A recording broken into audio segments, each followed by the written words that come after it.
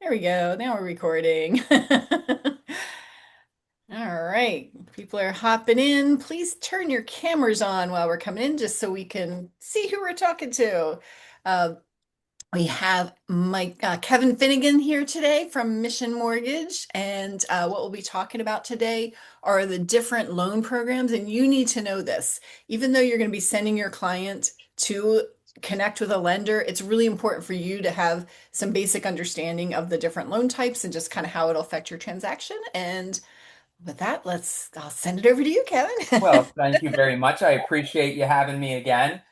For anybody that's on the call that I haven't met or hasn't been on one of the calls before, my name is Kevin Finnegan. I am with Mission Mortgage. Mission Mortgage is one of the core service partners to the Catalyst Group, which is KWCP, KW Legacy. I think there's one more down in Virginia that's escaping the name. The name's escaping me right now. But I am one of the senior loan officers here at Mission. I have been originating since 2001. So I've been around a little bit. And what I'd love to go over today, and as I'm talking, I'm going to try to multitask and share my screen. Doo, doo, doo.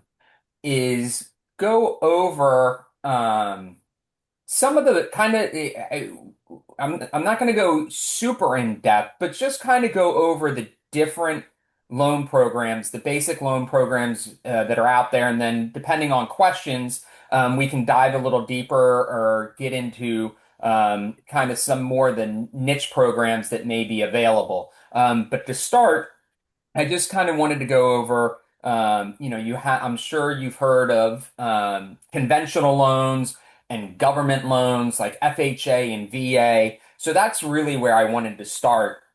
And why, as Kirsten was saying, why this matters is you will want to send, obviously, your clients to get pre-approved. That's typically where you really want your clients to start, is to speak with a lender because it's just going to make your job easier and make the experience much better for your client. And the reason that is we will go through with the client all the different options that they have available and see not only what they are pre-approved for, but make sure we have them solidly pre-approved so that they are confident to go out there and make an offer. Because confident offers are typically winning offers. So the right loan again equals a strong offer. It helps your buyers compete and win. And again, the pre-approval strategy is everything. I typically recommend, especially if you're a newer agent or an experienced agent, and this is just my opinion, take it with a grain of salt. You definitely want a basic knowledge of the mortgage products and programs and a basic knowledge of what goes into the pre-approval process, so that you can have a confident conversation with your clients initially. But getting into the nitty-gritty, I would certainly leave that for your trusted loan partner.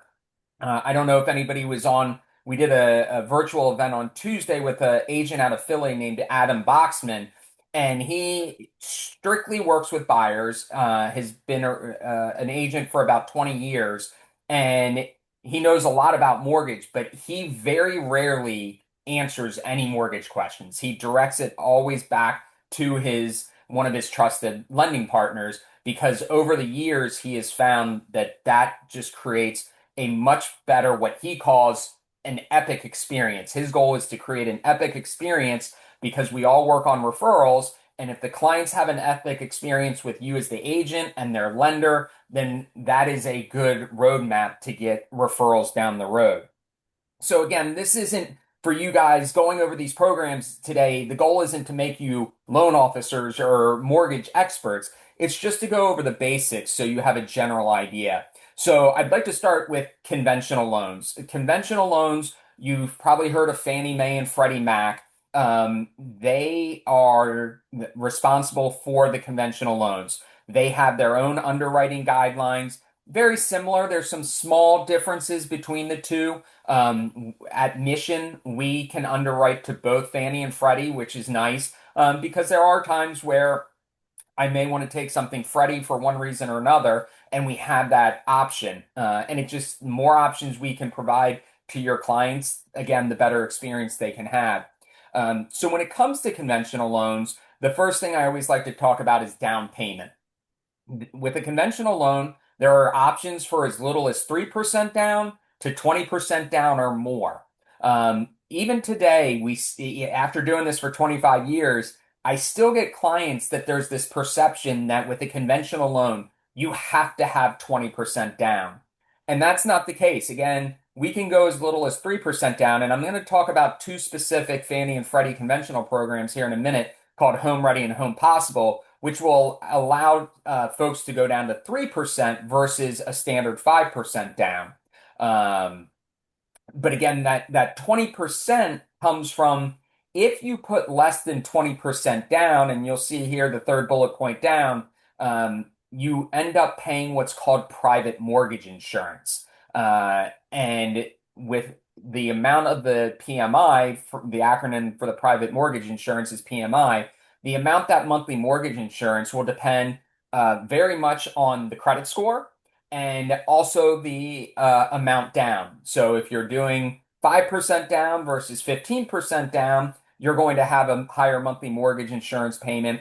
If you have a 680 credit score versus a 740, and I'm going to give an example of this as well in a few slides where we'll do some comparisons.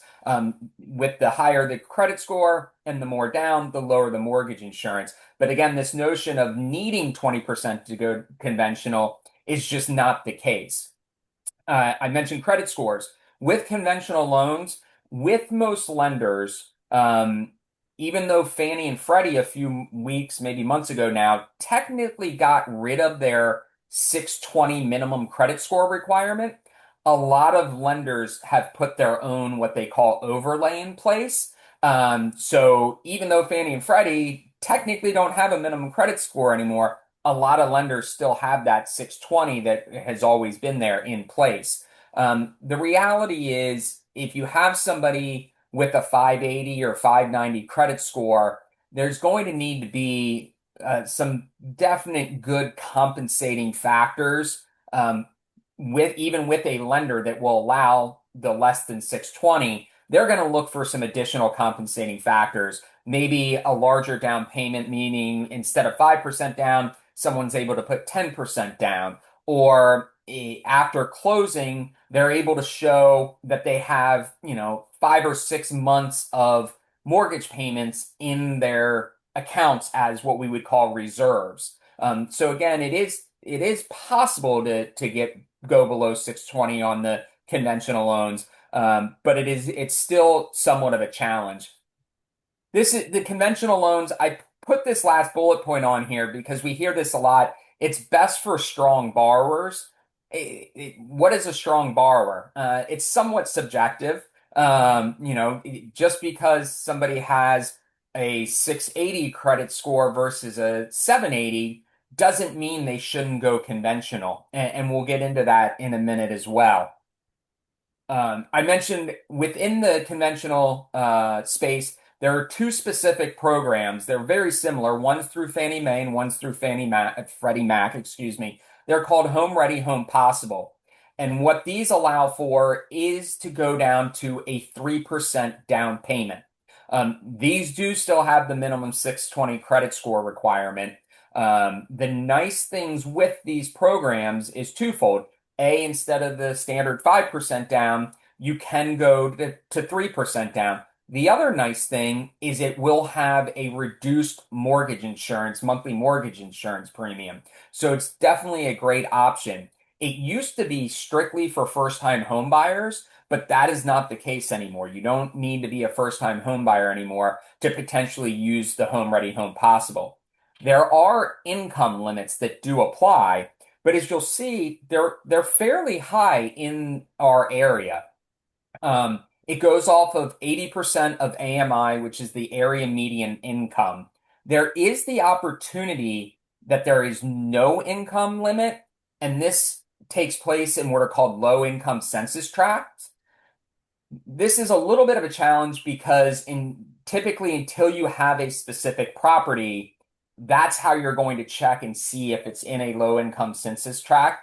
There's other ways to kind of map it out. It gets a little, have to get a little bit in the weeds because there's other geocodes that you can search. Because I get asked by agents like, hey, can you give me a zip code that this may work in, that there's no income limits? And unfortunately, within a zip code, you could have an area that is in a low income census tract and one that's not. So it does get a little challenging to market it as a no income limit program.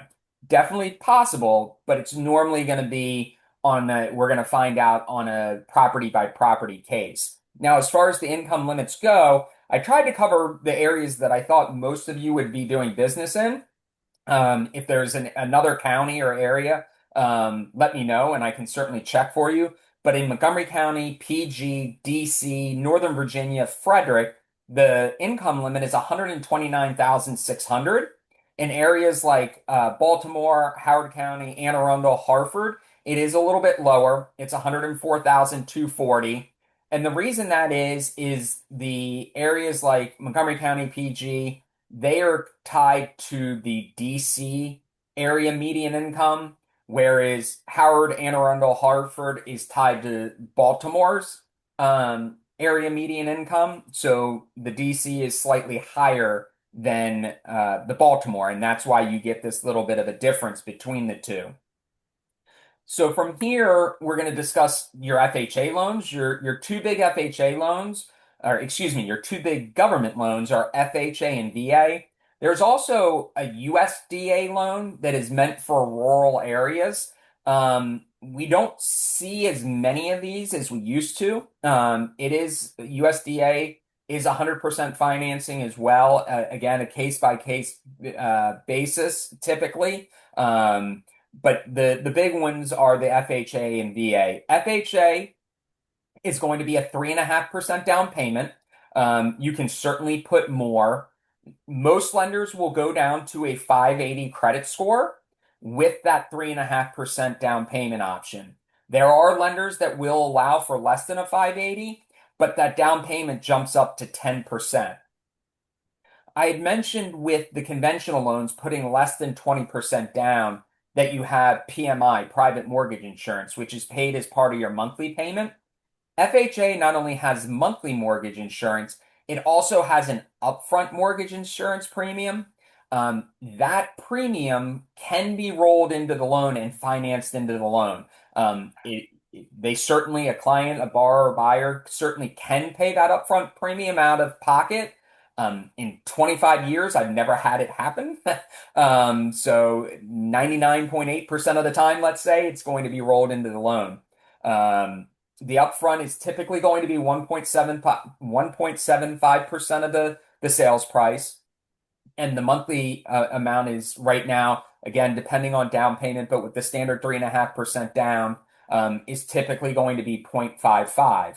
And we'll get into some actual examples here in a few minutes. What's FHA best for?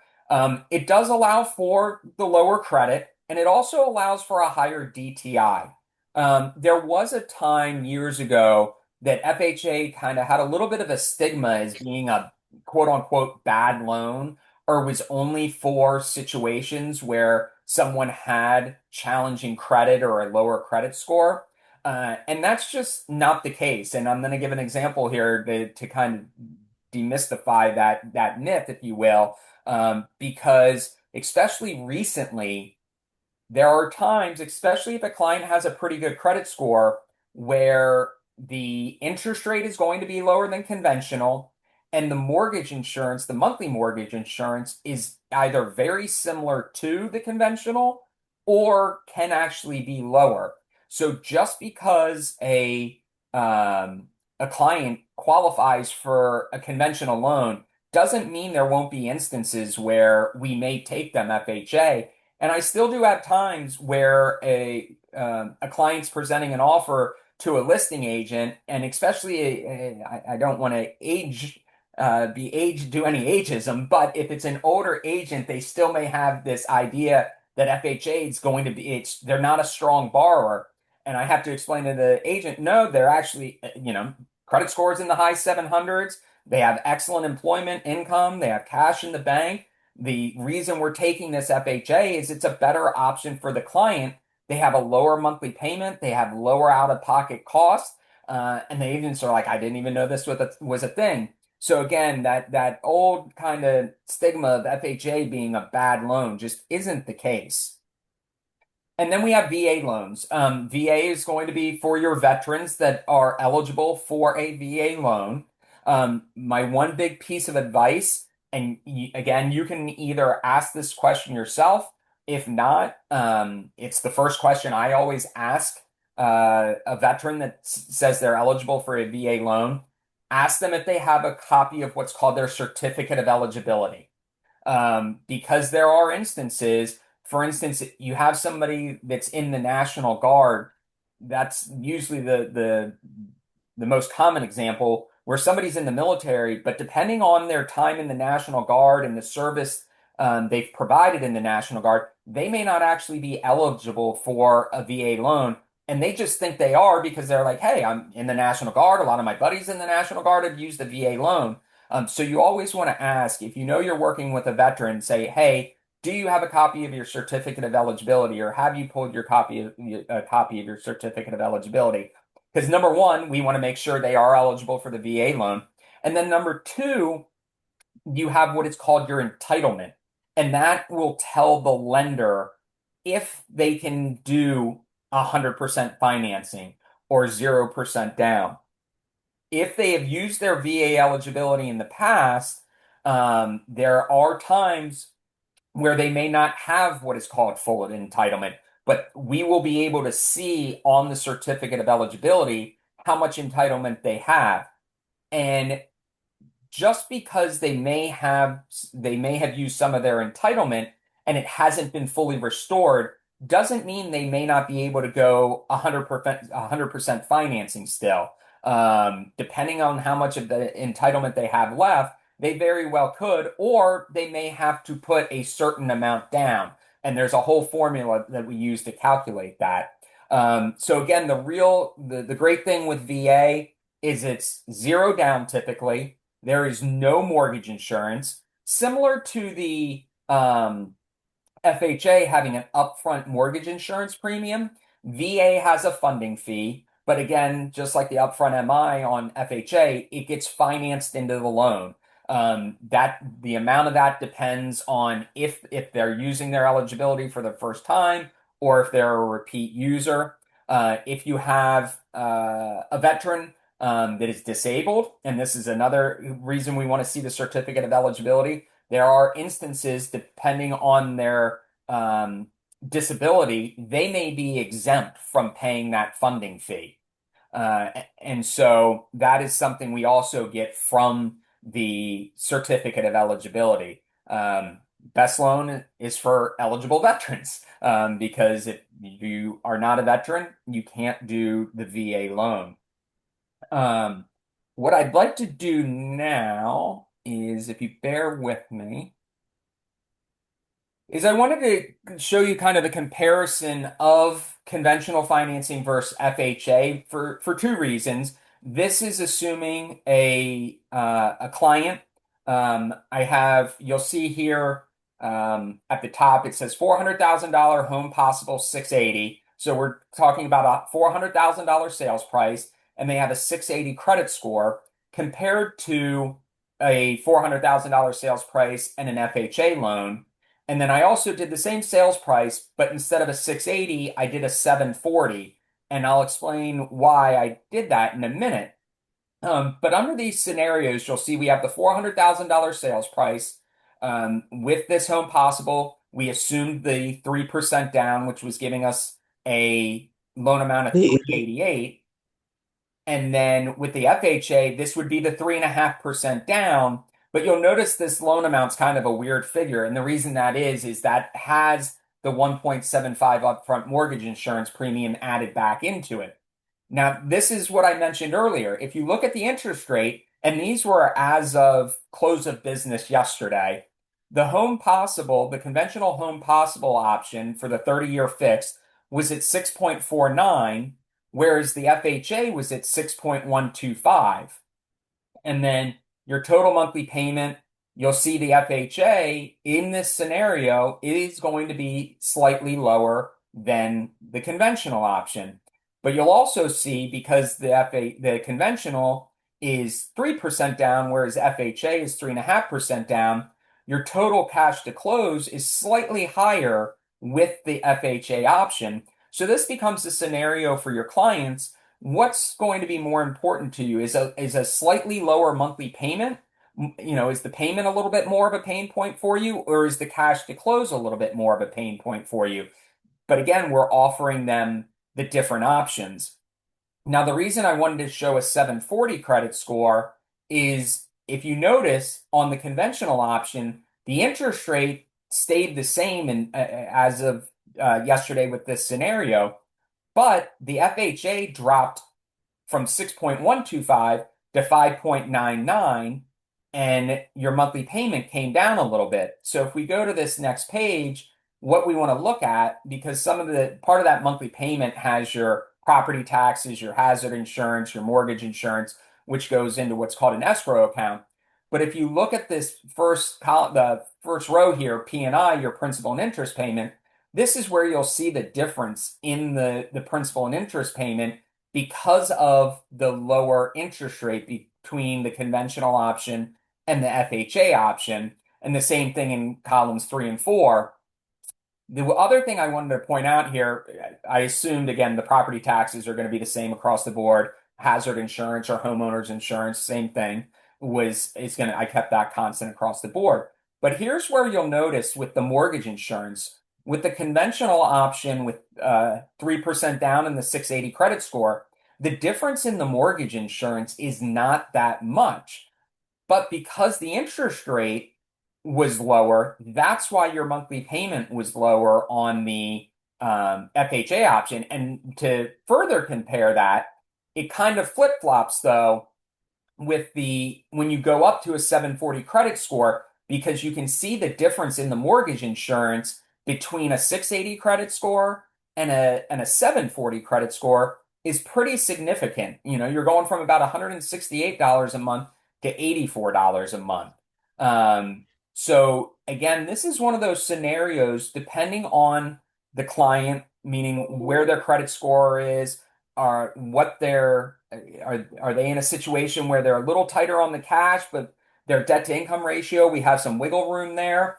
And so that's where one of these scenarios where I would definitely, in both cases, present both an FHA and a conventional option to the clients. That's one of the things when I do my pre-approvals, I try to provide the clients with as much information and options as possible because what I have found over the years is the more in detail we go and the more options they have, the more comfortable they become with the numbers. And when they're comfortable with the numbers and the financing, makes your job easier as the agent in terms of writing a strong offer. So again, I just wanted to kind of show the difference between a conventional option and an FHA option. I know that's a ton of information. Hopefully I wasn't going too quick. Does anybody have any specific questions on any of that?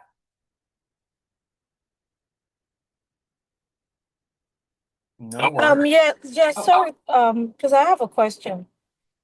So talking about, I am Momomi Jones, talking about the interest rates, right? Um, so are you saying that the interest rate has gone down a little bit since after the war? no, the exact rate. If we were having this conversation, I forget how long it's been now, 3 or 4 weeks ago, the Friday before they started the war on that Saturday, you're with using these same examples here, the Home Possible and the FHA. Prior to the war, we were on the Home Possible, the conventional Home Possible option. We were probably with 0 points, looking at about 5.875, and the FHA was closer to 5.5. So rates are up both on conventional and government loans about 0.5% since the war started. Was that, did I follow your question correctly? Is that what you were asking? Yes, thank you. So like right now is 6.4 something percent for conventional. For the home ready, home possible, if we were doing, if let's say somebody was over those income limits that we talked about, and we had to do what I would call a standard conventional with 5% down. Let's say we either have a single buyer or a couple buying together, and they make $200,000 a year. That 30-year fixed rate with 5% down, depending on the credit score, could be even slightly higher than 6.49. It could be 6.5, 6.625. So we definitely have seen an increase in the rates over the last few weeks. Now, within that time frame, in case folks aren't aware of how rates can move and how often they move. Rates aren't as volatile as stock prices, where stock prices are changing in essence every second. Interest rates can definitely change throughout the day, and definitely from one day to the next, depending on what's going on in the market.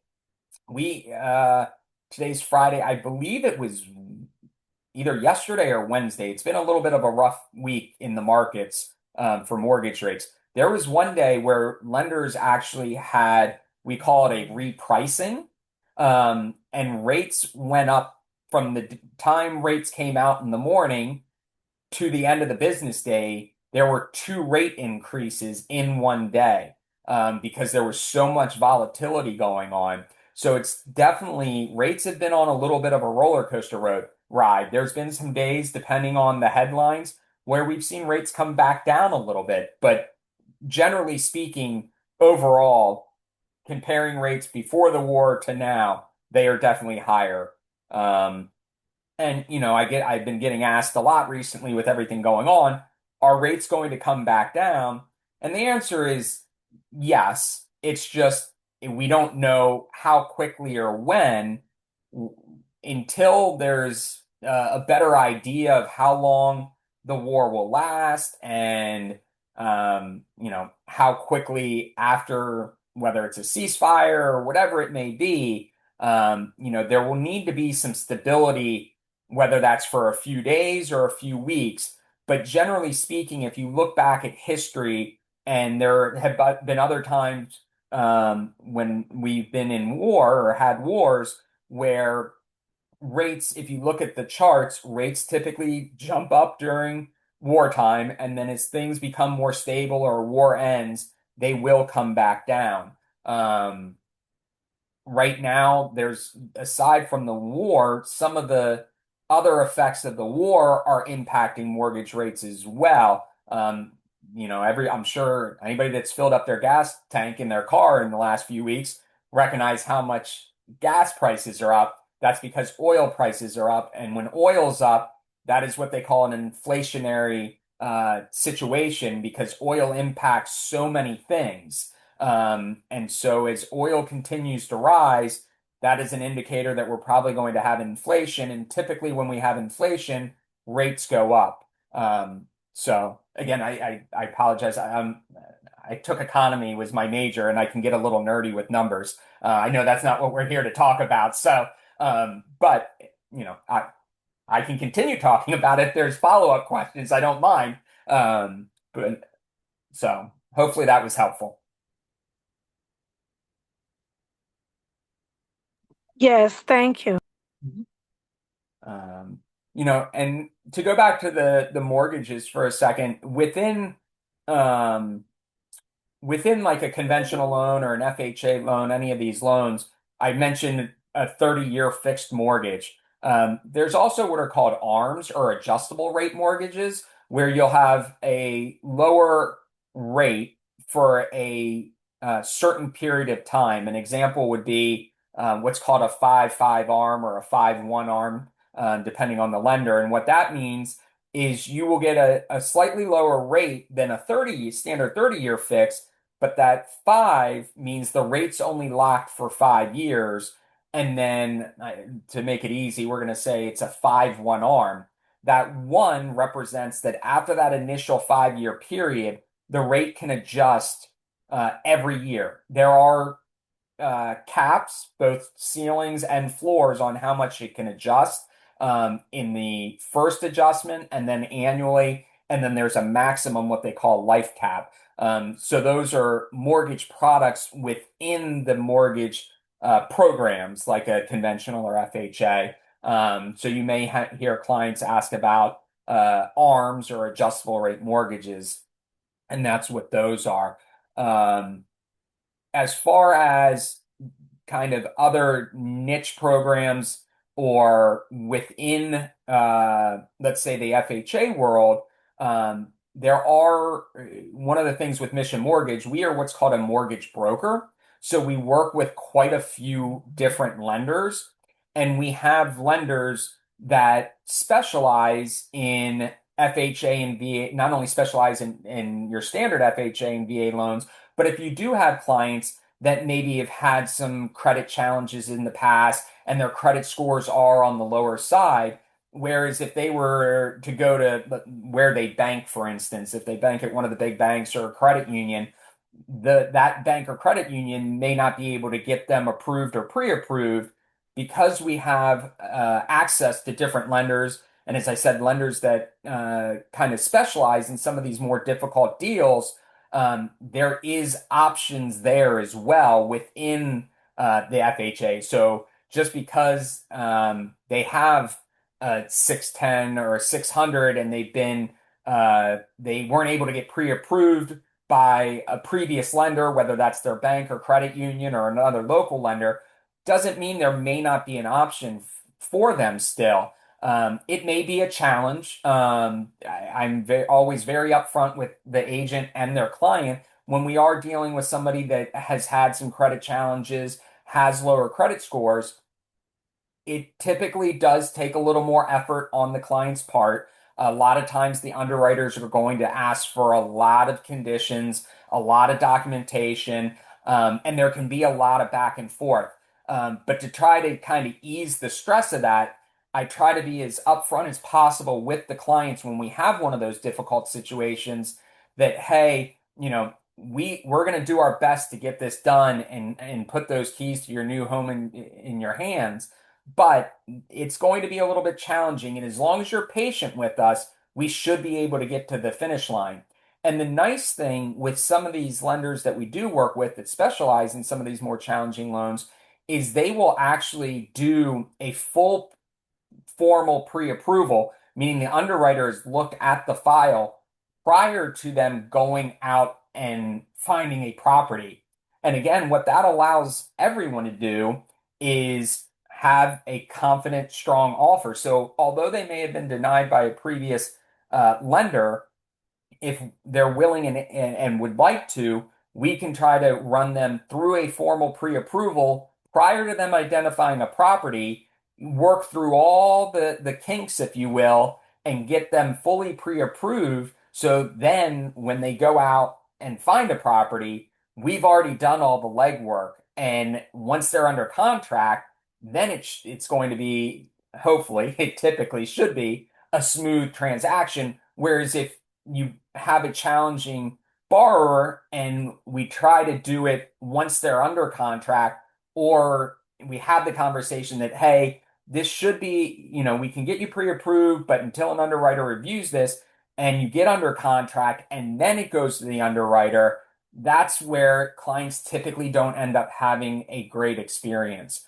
So again, that's within kind of under the FHA and VA, and even with conventional, there are some lenders that do specialize in more of the tough deals. So that's when I'm talking to agents, I always ask them whether especially if they're experienced agents, hey, within your database, is there anybody in the last year or two that maybe was unable to get pre-approved previously that we want to re-engage, and we'll walk them through the process and we'll have them go through the formal pre-approval process and see, even though they were declined last year, even though things may not have changed all too much, we may be able to have a second look.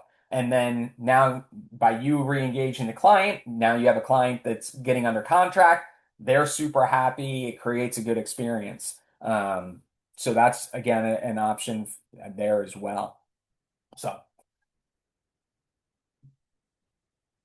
that's pretty much what I have. And unless there's any other questions, I have a few more minutes. I can certainly stick around if there's more questions.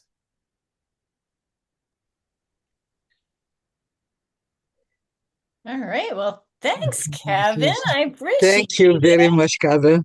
Yeah. So you guys, if I will put Kevin's contact info when I post the recording. You also, do you want to just put it in the chat, your phone number in the chat real quick, Kevin? Yep. Just in Yep. case anybody wants to reach out afterward.